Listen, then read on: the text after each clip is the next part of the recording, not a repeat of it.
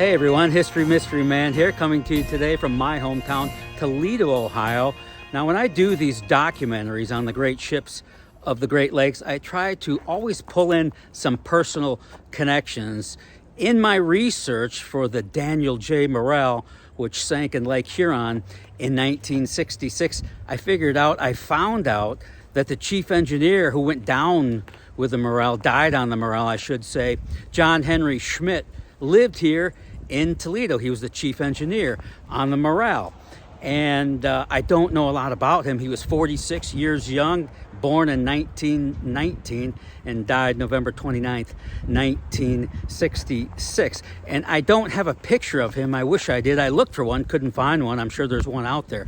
But I did figure out where John Henry Schmidt lived, and you can see the home right behind me there. He lived there with his wife Helen. It's really kind of run down now, and I've got to believe in 66 it didn't look like that at all, but it was beautiful back in its day. But that's where he lived, and again, I don't have a picture of him. Wish I did. If you got one, send it my way, but without the picture, this is my way of making a personal connection with John Henry Schmidt, the chief engineer on the DanielJMorrell.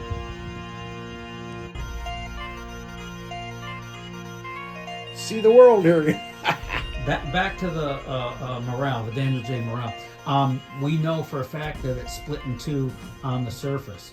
In fact, for the remaining crew members that hadn't already jumped to their death, that were still with the bow, there were shouts among the crew members, "Hey, a ship is spotted off the port bow." This was their lucky moment. It wasn't a ship. It was the stern that motored around in a circle and came back and steered right for the bow of that ship. He said that it hit the stern, but when it did, it like bent him like this, see? And then somehow it went off. The stern went off on its own, because he even said, "My God, we're going to get killed. It's going to run right over us." But when it hit, it was like a glancing blow. And luckily, it turned the stern enough. She went off, screaming like a banshee in this hurricane force winds. And them poor guys on that stern, think about that. What the heck, man? What are they going to do? You ain't going to launch no lifeboat in that kind of weather. Yeah, you're done. Oh, there is no hope. Someone later described it, that stern without the bow, later described it as a wounded beast with its head shot off. Yeah. And it motored on for 5 more miles. 5 more miles. The ship wasn't even reported, as you mentioned, missing till the next day. It was the Townsend that got to the Sioux, and they go, "Hey, where's the Morrell?" Oh, wow, I don't know. And it was that's why it took 40 hours to find him. You know, it was what, 14 hours on the Bradley. They got the Mayday call out. And like the Fitzgerald and like the Bradley, who were called upon to do, "Hey man, we got one more run for you here." Same thing with the DanielJMorrell. There was a ship already scheduled to take a load of iron ore, but the ship came upon mechanical problems. So they said, "Well, Morrell, here's your chance, boy." And they hooked up with the Morrell to take that final load. It's like their season was over, yet called upon for one more, and it was that one more that we never got there. I want to put out just another note on the DanielJMorrell. We talked about its sister ship, the Townsend, which was saved in that time that it turned back for the St. Clair River. But it was, as you mentioned, discovered to have a large crack in its deck, which grew worse from that same storm that took down the Morrell. Yep. They wrote it off as a total loss, and it sat there for 2 years, and finally they said, "Well, let's just scrap this thing." So somebody bought it overseas. It was being towed to Europe to be scrapped. It was caught in a storm in the North Atlantic. This is the sister ship of the Morrell, the Townsend, caught in a storm off the North Atlantic, October 7th, 1968. 2 years after the Morrell went down, it snaps in two off the coast of Newfoundland and lays at the bottom in the general vicinity of the Titanic. I mean, you just can't make this stuff up. See, they sent them overseas because it was a lot cheaper for them to. They could make more money for scrap. See, but you and I both know these big, long, ocean freighters have got all these watertight bulkheads, and lake freighters they just don't have. They're too long. And you get caught in a bad storm, they just snap in half. And a lot of them ended up that way, and they really did. You know what this is? I do not. It's my dad's Z-book. If you want to see some interesting things here, that's my wife and I wear it after we got married up in Northern Ontario. Whoa. That's your wife and you? Yeah, oh yeah. Northern Ontario? Yeah, I was going There is a town in North Ontario. I was going for that young stuff, buddy. Hey, as you always said, you're blushing young bride. Man. She's a pretty girl. Yeah, she's still a pretty girl. I Very know. gently look through this, and you're going to see some very famous names in there. See, they used to have to do that. When you got off one boat and one another, the captain had to fill that out for you. Well, once they got to 60-30, they stopped doing that. But Ernie McShirley. Wow. You have Captain McSorley's autograph. Well, I don't think they called it an autograph. I back know, then. but that's what I'm calling it. Yeah. Because he's not signing anymore. Wow, that's remarkable. A logbook signed by all the captains. Isn't that something? What, you got that from your dad? Yeah. When he passed away, that's when they found out he got the Bronze Star at the Battle of the Bulge because he never told nobody. By the way, Darrell, looking at that long hair and scruffy face, Yeah, I'm one of them damn long-haired hippies. you haven't changed a bit. Damn hippies. You were the guy doing the hooter behind the smokestack then. Oh, maybe on several occasions. Medicinal purposes only. Of course. Oh, man. Here's Ernie Shirley again. I want to see it again then.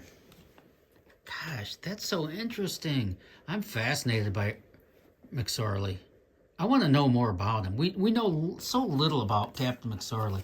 I want to talk to somebody that knew him. He was on the I JS think he's got then. stepkids that may still be alive or stepdaughters. I wish so bad I could find them. If you're hearing this, just give me 15 minutes. I want to meet Captain McSorley the way you knew him, you know? Dad's Edmund Fitzgerald, chief engineer. Let me see. Ooh, Edmund Fitzgerald. As people would go on vacation, they'd shift him around to different boats. July 2, 1967, chief engineer. And then the captain was Peter Pulser. The one that grounded the boat out in the locks. So cool. You know, when I look of these images of the men who went down on these ships, and I look at them and they're old black and white photos, you know, and they look kind of rough and gruff, you know, and we don't know really who they were. I'd love to know who they were, but what we do know is, despite their rough and gruff appearance, these men had families and wives and sons and daughters who loved them, you know. Sure. And I think we forget about that sometimes. It affects a whole lot of people, and to this very day, the Fitzgerald is affecting people. Not that many people are around anymore about the birth. There are some, you know, but as the years go on, they become less and less. The Morrell, Dennis Hale, is gone now, and you know, I'm sure there's still family members, whether it would be a grandkid or something like that, you know, carry on the thing. But the Fitzgerald, there's still a lot of family members still around. It's still touching people, and it still is, and most of the comments that you get on this thing are, I would say, 99.9% positive. Or you get some jerk every now and then, you know, come on, man, you know, one of these armchair quarterbacks, you know, he gets on a rowboat, he gets seasick, you know, so. Sure, no doubt. I think, I'll bet, you know, when and there are still surviving family members from the Bradley, from the DanielJMorrell, and I bet when they hear the ballad of the wreck of the Edmund Fitzgerald, they may almost think to themselves that, you know, where's our song, you know? My dad died on that ship, and he was a great man. But you know what? When I hear the Edmund Fitzgerald, to me, that song speaks for the Bradley. It speaks for the Morrell. It tells the story of those crewmen. The church bell chimed till it rang. That's the DanielJMorrell right there. That's a nice picture of it. I love that. You know, that song represents all the men who went down on these ships. That's what it means to me. And I hope it means that to them, at least on some level. But it seems like the Great Lakes every now and then they've got to extract this. I certainly don't want to call it a sacrifice like that. But it just seemed like 58 the Bradley, 66 the the MORRELL. 75, the Fitzgerald.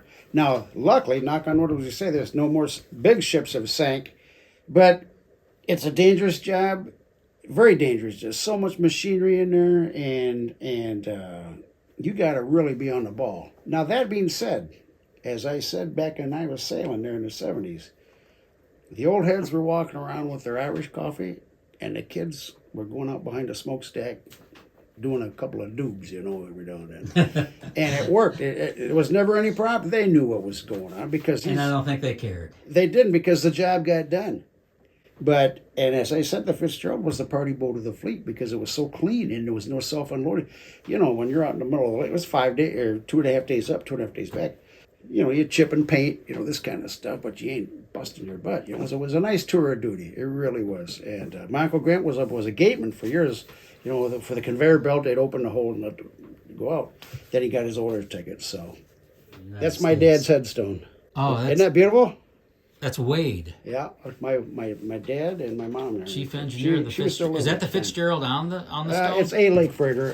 They tried to probably make it look like the Fitzgerald, but your dad. Yep. Did you get along all right with your dad? I know he was troubled, specifically when the Fitzgerald and he lost his brother. He never got over it. He never got past it. Good, bad, and indifferent sometimes. It would just depend. Kind of a typical relationship between father and son. Yeah, well, when you're gone that much, you don't really, you miss so much, Kim got along with him a lot better than I did. That's because by that time I was getting ready to go out on my own, Sure. But when that Fitz went down, it not only did he lose his love for doing it, but it took a piece of him with it. He knew all those men. And he knew that boat intimately. That's what I'm saying. Sure. It just, he never recovered, Do you remember your Uncle Grant's voice in your mind? Oh, I can hear it right now. Like I said on the other things, he gave me the first car I ever had, Mm-hmm. Because they have dock cars. They set them all over. That way, when the boat got it, they could hop in a car and go up the street, But your Uncle Grant, who died on the Edmund Fitzgerald, he's not gone because he's still in your mind, your memory, still in your heart. So he's not gone. That's me and the Irwana Queen off of Nova Scotia, between Newfoundland and Nova Scotia. I know that boat. Whoa, yeah, buddy. And I'm helping deliver the Empress of Palm Beach from down to the Tennessee town Bigby, across the Gulf of Mexico, over to Palm Beach, where I was first officer there. So cool. Here's me swimming in Lake Superior, freezing my dingleberries off.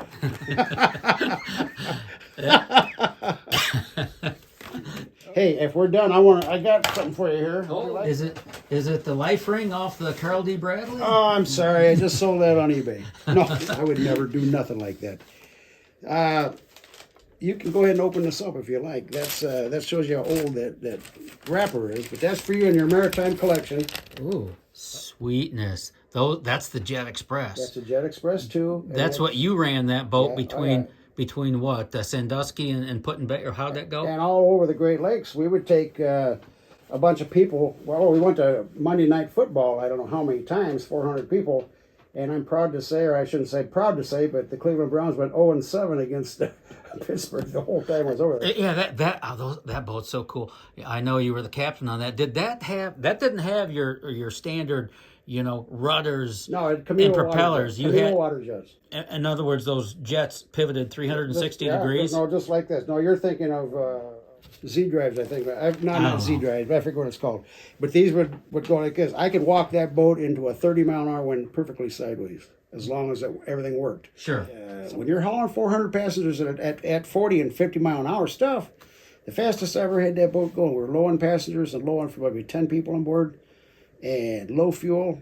Wind was howling right out of the southwest. I had that Jet Express up to 51 mile an hour.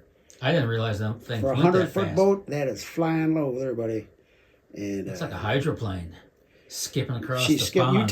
You go to a pond, you take a flat rock and same thing. That's in 5, 6, 7 footers in Lake Erie. The average wave peak is 30 feet.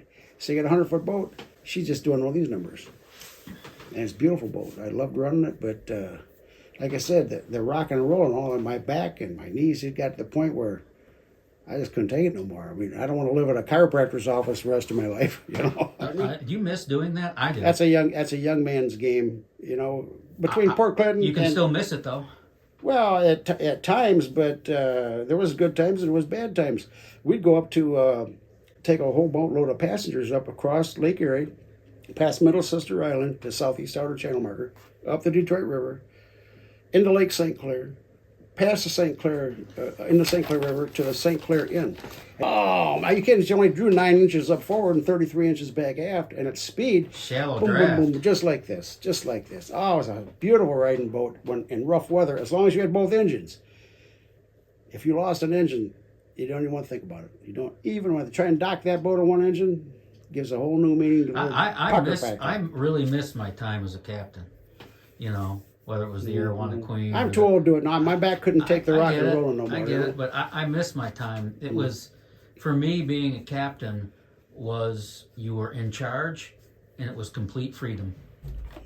The numbers are fabulous. I'm so impressed. I'm happy for you. I am, and I don't talk about the numbers my channel generates, you know, because in the YouTube world, someone would look at that and go, wow, geez, I got 10 times that amount. But I am really proud, and you have been a great contributor in that I had a record month in November. That's Edmund Fitzgerald season, and specifically because of the Edmund Fitzgerald videos I did with you. That's what they're watching. But the month of November, in that month alone, those 30 days in November, the channel generated 57,500 hours of viewing. In November alone, if you break it down, that equals 6.6 years of viewing in the month of November. Whoa, yeah. All Edmund Fitzgerald. Wow. That's the interest and appeal and lure the Great Lakes maritime industry has, not only here at home, but around the world. The mystery of it. Everybody loves a good mystery. You know, I mean, if they knew exactly what happened, then it's not much of a mystery anymore, see? So I think she'll always continue to be on the hearts and minds of everybody, even as we all get older and a new generation. You've got comments on her from young kids. You know, 20, 21-year-old kids. And when we're dead and gone, I hope they carry this on. Oh, I'm sure I'm laying down history here for future generations. Yeah.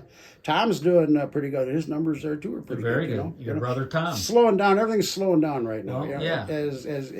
I'm confident she'll pick back up as we get closer to the next season. You can count on it. Yeah. But oh, sugar. Do you I wish remember we had.